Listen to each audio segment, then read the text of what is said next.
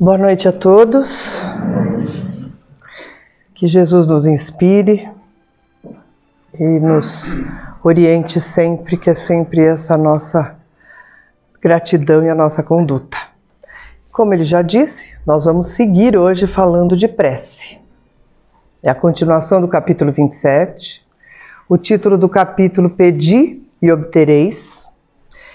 Hoje eu costumo dizer que é a parte prática do capítulo, né? E é interessante a gente não esquecer que a prece tem uma importância muito grande para nós estudiosos e aprendizes da doutrina espírita e na doutrina espírita.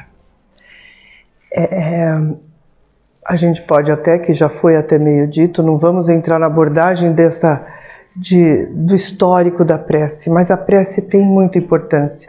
E só um exemplo é que a gente estuda aqui nessas palestras o Evangelho segundo o Espiritismo. Ele tem 28 capítulos, a gente está no finalzinho dele. Esse é o capítulo 27, como eu disse. E o Evangelho dedica 2 capítulos somente para falar de prece.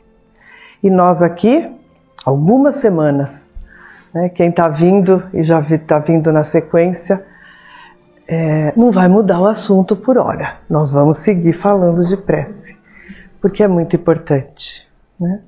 E o capítulo fala: Pedi e obtereis. E na semana passada já foi dito várias coisas, sobre como que é isso, de fazer prece. Que o que é importante não é fazer muita prece, é fazer uma boa prece.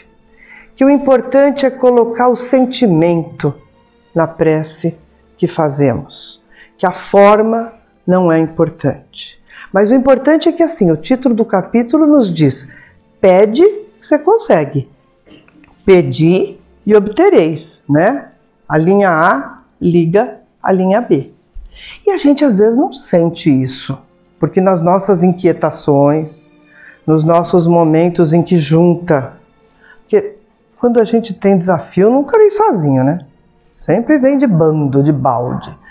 E sempre quando a gente tem tudo isso, a gente fala: nossa, mas tá difícil o negócio.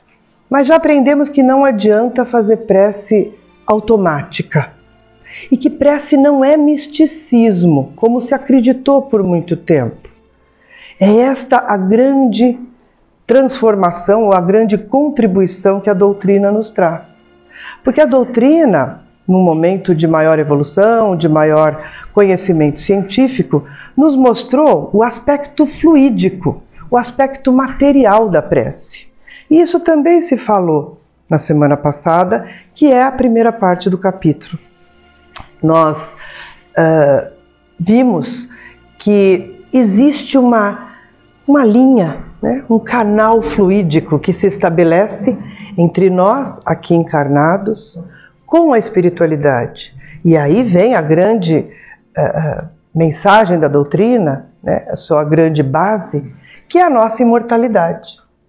E isso é primordial que a gente entenda e tenha consciência para entender a importância da prece e até, como nós vamos chegar, como eu disse na parte prática, como fazer essa prece, Porque aquela coisa automática não resolve. Eu acabei de me lembrar de uma historinha, que às vezes eu me lembro dela quando eu faço esse capítulo, faz tempo que eu não falo dela, talvez aqui todo mundo conheça. Que existe aquela historinha das crianças na escola. Não sei se vocês já ouviram falar, a historinha do Malamém. E a professora chega para as crianças, e sempre tem um Joãozinho na sala, nessas historinhas. E ela chega para as crianças e fala: meninos, o que vocês mais têm medo na vida? E um lá fala assim: professora, eu morro de medo de fantasma. Ah, é? Ah, é. E você? Eu morro de medo de vampiro. Aí o Joãozinho fala: não, professora, medo mesmo eu tenho do Malamém. Nossa, o que é isso, Joãozinho? Toda noite, quando a gente deita, a minha mãe vem lá na nossa cama, ela reza com a gente e fala: no livro do Malamém. Morro de medo. Morro de medo. Então isso acho que a gente já conseguiu superar, que não é para repetir.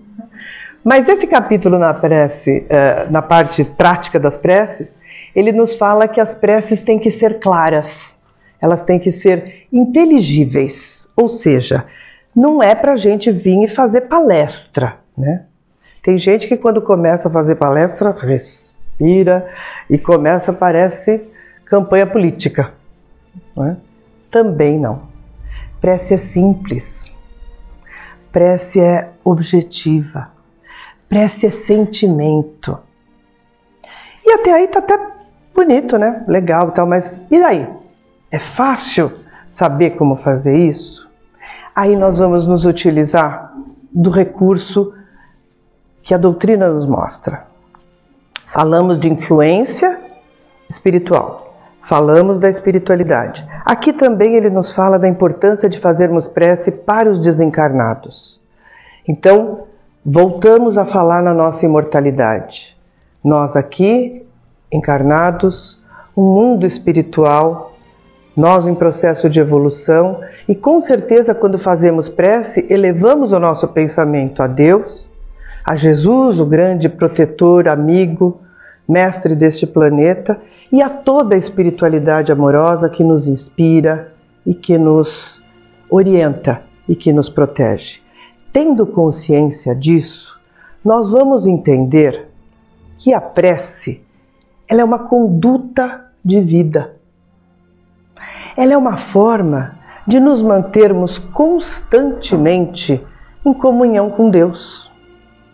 E nesse sentido, nós estaremos falando de vibrações, de pensamento, de equilíbrio e harmonia das nossas ideias. Muitas vezes a gente está desencantado com a vida, para igual o mineiro fala, né? Está desacorçoado, e a gente não quer mais nada, e a gente fala assim, não, olha, vou embora desse Brasil, não dá, eu também não me dou com a minha família, tá tudo errado, né? E vou embora. Só que aí a gente muda, mas a gente vai junto, não adiantou nada. Porque a gente mora onde está o nosso pensamento. E é isso que é importante entender, para entender a eficácia, vamos dizer, a efetividade da prece. É viver constantemente em oração. Não aquela forma que a gente aprendeu lá para trás, de pessoas que ficam enclausuradas e fechadas, porque também o capítulo nos fala que é para a gente se recolher. Não é nesse sentido. Porque a prece não é algo que a gente faça para que algo de fora venha nos resolver. A prece não muda as circunstâncias. Nós vivemos da maneira que é a consequência do nosso passado. Nós somos frutos das nossas escolhas. A prece nos dá subsídio para viver aquilo que nós mesmos escolhemos para as nossas vidas. Então a prece muda a nós mesmos, ela não muda os fatos. E é importante a gente entender isso, porque quando a gente fala, não, a prece tem que ser simples, não vamos complicar, né, vamos fazer a coisa objetiva, a gente fala, então tá bom, então assim, essa noite com certeza eu tenho que pedir aquele emprego, porque aliás eu estou fazendo a seleção e eu quero aquele emprego. E aí a gente faz prece material, a gente faz prece para aqui e agora. E acha que está sendo legal, porque é para fazer prece simples, não é para fazer palestra, não é para fazer discurso, é para fazer coisa simples. A gente vai pedir, né? E isso, como eu disse, ela não muda as circunstâncias. Nós não sabemos. Olhando de cima, nós não olhamos de cima. Nós só conseguimos ver o ego se desfaz. O ego é a nossa matéria. Existe algo maior, uma orquestra que tudo controla. E nós precisamos entrar nesta orquestra. Porque esta orquestra que tudo rege, este pensamento divino que está em tudo e que é Deus, o que chamamos de Deus, ele está em tudo, ele está em nós. É nós que precisamos harmonizar o nosso pensamento para entrar em sintonia com estas vibrações. E é nestas vibrações de harmonia, de serenidade, que nós estaremos nos conectando com a espiritualidade, que aí sim vai nos inspirar para fazermos o nosso melhor na nossa seleção de trabalho, que vai fazer com que a gente acorde na hora, não vai dormir tarde para depois ficar cansado e não conseguir. detalhes, né, que parecem assim tão bobos, mas que a gente precisa estar em conexão com o bem para que o bem possa estar em nós. Então, a prece, na verdade, é um estado permanente de viver. É a cada movimento dizer aquela famosa frase: Senhor, o que queres que eu faça? E não tem nada de passivo nisso. Não tem nada de resignado no sentido de inerte. Não. É resignado no sentido de confiança que eu sou produto da lei e que a lei tudo faz para o nosso bem. Tudo acontece de acordo com o que é mais adequado para o nosso progresso, as tais das oportunidades. Como eu disse, na prece nós não mudamos circunstâncias, mas é importante que a gente mantenha este padrão para continuar sempre tendo assistência. É fácil? Nem um pouco, nem um pouco, porque a gente começa a fazer a prece e a gente até fala, não, mas eu vou fazer. Aí, de repente, você já ouve aquela vizinha que você não vai com a cara dela, começa a gritar, cachorro, e faz. Você já começa a ficar com raiva, aí você já lembra que amanhã cedo você tem que sair cedo, você tem que, não pode esquecer. Pronto. Percebeu? Lembra da história do fluido? Lembra da energia? Lembra da vibração? Já. Sabe igual o celular, que quando a gente entra no túnel e perde o sinal? Perdeu o sinal. Tem que conectar de novo. Então isso é treino. Não é fácil, mas a gente tem uma frase famosa também na doutrina que a gente repete muito, que a disciplina antecede a espontaneidade. A gente não consegue viver em estado de prece indefinidamente. Não, a gente ainda está muito longe disso. É treino mesmo. Por isso que a gente costuma dizer que é legal a gente fazer uma prece ao deitar e ao levantar. Pelo menos a gente cuida um pouco, entendeu? E não tem dias que a gente tem que fazer uma até na hora do almoço, porque senão a gente não chega até depois do almoço? Tem. Então hoje está tão na moda a gente fazer meditação, no fundo é isso, é voltar para o nosso eixo. É dizer, peraí, quebrou a geladeira, o carro não pegou, quem ia levar a filha na escola faltou. Aí você vai, para tudo. Vamos voltar para dentro de nós. Vamos pedir proteção, amparo.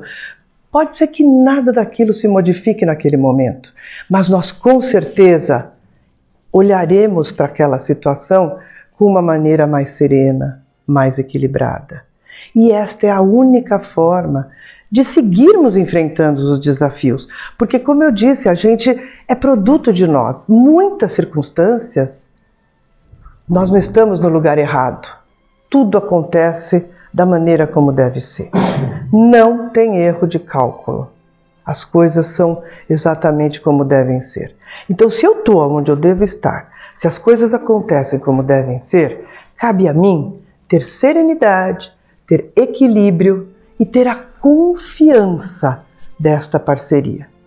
É por isso que quando a gente eleva o nosso pensamento e a gente fala, né, nessa Pai, né, e pede, a gente sempre tem que ter claro o entendimento, o processo do que é isso. Seja feita a tua vontade e não a nossa. Porque a nossa vontade, ela ainda está muito longe de não ser esta vontade do aqui e agora. A nossa vontade ainda é muito chão. E nós precisamos, a todo momento, nos lembrarmos dessa conexão com o Pai Maior. Isso sim vai nos mostrar a prece. E já que eu contei uma historinha hoje, tem a outra historinha que também é muito famosa e que é muito linda, e que é da Madre Teresa de Calcutá.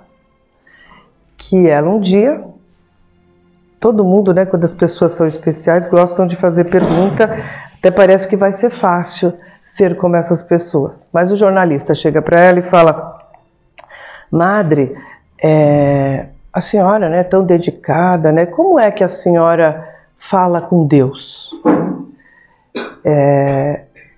E aí ele falou, acho que eu inverti a ordem. Como que é falar, como é que a senhora faz prece, né, a Deus? O que a senhora pede? E ela disse, não, eu não peço nada, eu só escuto. E aí o jornalista falou, tá bom, né, Madre Teresa. Então tá bom, mas Madre, o que Deus fala para a senhora? Ele não fala nada, ele só escuta. É isso. É o estado de vida, né? É estar constantemente em comunhão. E a cada movimento, a gente começa aqui o trabalho fazendo a prece. Eu comecei falando, fazendo a prece. Por quê? Porque a gente esquece, a gente tenta se reequilibrar com as energias serenas, para que a gente possa, mais sereno, tomar atitudes e viver de uma maneira mais feliz, mais equilibrada. É só para isso que a doutrina tem fundamento na nossa vida, para nos fazer viver melhor, para nos fazer seguir a cada desafio pensando, eu tenho a parceria divina, eu tenho Deus em mim. Senhor, o que queres que eu faça? Que assim seja.